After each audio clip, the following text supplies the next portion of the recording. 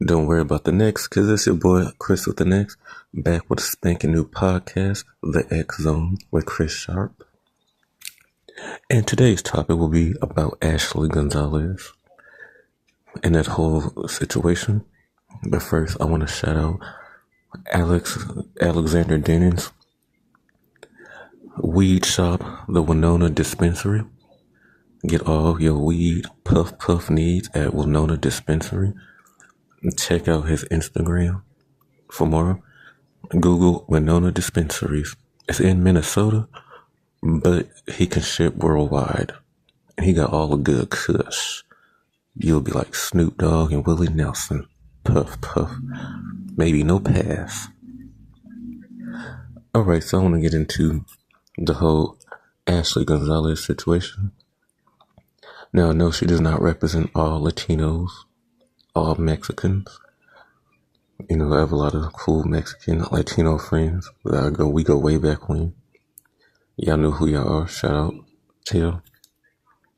She is the type, just like in the black community, like we have Candace Owens, what we call Uncle Ruckus, or in this case, she the female Uncle Ruckus. Or if you ever watched the movie Django with Steffens. Now, if you never watched Django, Steffens is a character played by Samuel L. Jackson. The slave master, the head slave master, the biggest one, is played by Leonardo DiCaprio. His name is Jim Dandy or John Candy. I think Jim Dandy. And Steffens is the Uncle Tom, the one that's protecting Massa.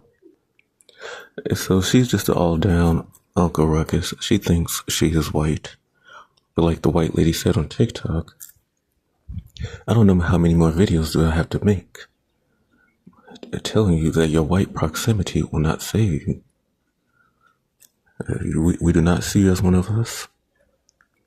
And now if you get drunk and you start talking like that about the police force, now they're worried because you might start talking about what they're talking about. So now they got to handle that.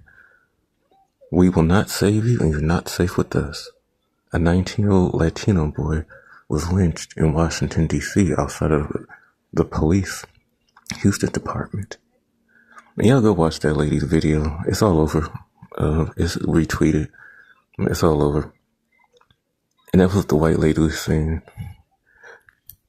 Because I know there's a lot of people of color that think that, oh, if I kiss white, behind, that I'm going to get up in life. I'm going to have a better life. And that's not always true. You have a lot of white people that are not rich. You can come down here in Santa Monica and see there's a lot of poor homeless people. I used to help out one where I used to work. And a girl on TikTok was saying some of these white boys, and this is her words, not mine, that some of these white boys will finesse you. Some of them will get a bunch, you sitting up here, you got money. And now when you get married, he tells you, oh, I'm not rich. I'm in credit card debt. Now you got to work and pay off the funds. Then you guys have kids, and then he divorces you and gets half of your money. Cough, cough. Kevin Federline. Cough, cough. Garcelle Bouvier's husband. The lady from the Jamie Foxx show that played Fancy. And I don't know if we come from the hood. I don't know if we come from poverty situation. I know a lot of people come from broken homes, but you can still be proud of your nationality. You can still make it out without having to sell out. Because it's like Candace Owens. You find out that those people don't really like you like that, or you start talking about issues in that community, and then they're going to tell you, oh, no, we're going to shut you down. Then you're going to run back to your community, and it's like, nope, you stay over there. You made that bed, you stay over there with them folks. And I'm talking about white supremacists. I know I'm not talking about all white people, because all white people are not racist. Just a disclaimer for the slow people in the back. And a lot of people can say, oh, well, that's freedom of speech. Yes, but freedom of speech comes with freedom of consequences. Just like I talked about the whole Charlie Kirk situation. Freedom of speech comes with freedom of consequences. You can't be talking reckless out here like that. and he was talking about gun control and stuff. You know, a lot of white boys do not play about that gun. You know, you talk about taking away guns, that NRA's gonna hit you up real quick on that. And by her being in a police department, you know, she has a power to do some stuff.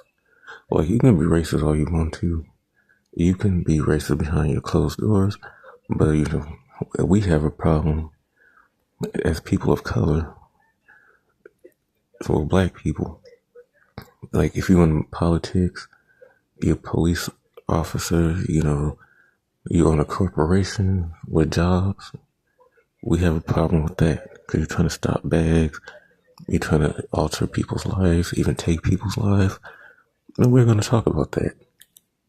You know, the disrespect of FBAs is not to be had. The disrespect of anybody is not to be had. Really, everybody just wants to live a positive life. And I talk about everybody. You know, I talk about men, females, sexual orientations, genders, religions. You know, nothing is off topic with me because nobody's group of people have all angels in it. And I don't back up no fuck shit. And just like David's brother, D for VD, he says that he needs to stay in jail and probably get the death penalty. And I like that, you know, family or not, I don't back up no freaky shit or no deviant shit. And I think a lot of people just need to think before they speak or think before they do actions. But I think that one of her friends that sent this out probably got black friends that they care about, or a black husband or a black wife, or somebody that they care about. It's like with Ashley Gonzales, that I think she was a politician. Somebody got tired of her saying that, and she probably been doing it for a while, and they put her out on blast. You got the Martin Luther King parade, and you racist as hell. This fake. I don't feel bad for either one of them. They made that bed they lay in, you know, find a job outside the country or something, because you're all over the internet, and I don't feel shit about it. And I like when people, you know, alcohol can be the truth sign for a lot of people. And she just, you know, that alcohol just brought out whatever you was thinking. Because there's a lot of people in her community, there's a lot of things that she could have talked about. There's a lot of things that go on in Mexico that she could have talked about. And again, this is no racist conversation. I'm just calling like it is. Because at the end of the day, what's wrong is wrong, and what's right is right. And I'm all about what's right. And she just got a wake-up call. You know, just be happy in your own skin. You don't need proximity to nobody. And if it wasn't for the Civil Rights Act, she wouldn't even be over here. There would be no first generation. They tried to keep, when it was just white and black in America, they tried to keep other nationalities out. Like in 1970, there was a Chinese Exclusive Act that was to keep all Asians out because they thought all Asian people was Chinese. But when the Asian people found out about the 1964 or 1965 Civil Rights Act that the black folks fought for, that bill ended. That bill went all over America because before that, they could not hire you because you were black. If you were in a racial relationship, they could fire you. They had, and it's all stuff you can Google too. They had bars, no Negroes, no coloreds, no Mexicans, no dogs, no Puerto Ricans, no Japs go back. You know, they had commercials about LGBT men being pedophiles, which all of them are not. And you have straight pedophiles. But they had the Boys Beware commercial. So a lot of, you know, you could just openly discriminate before that act. And that act saved a lot of people. It allowed a lot of people to come over here and live freely. They cannot just burn your school down. They can't just hit you or rape you or do something without consequences. And, I respect my elders, my ancestors, and my elders, because some people are still alive from that era. Like Ruby Bridges, the little black girl that went to all-white school. And she had to be escorted by the Secret Service and FBI every day. She's 72. So, it wasn't really that long ago. Alright, but anyways, any comments, questions, concerns, leave them in the comment section below. Stream me out on Spotify. Like me up, run me up on YouTube, share me out. Spread me out. If you want to donate to the show, my Cash App is hashtag $get X money on 9. That's hashtag $get X money on 9.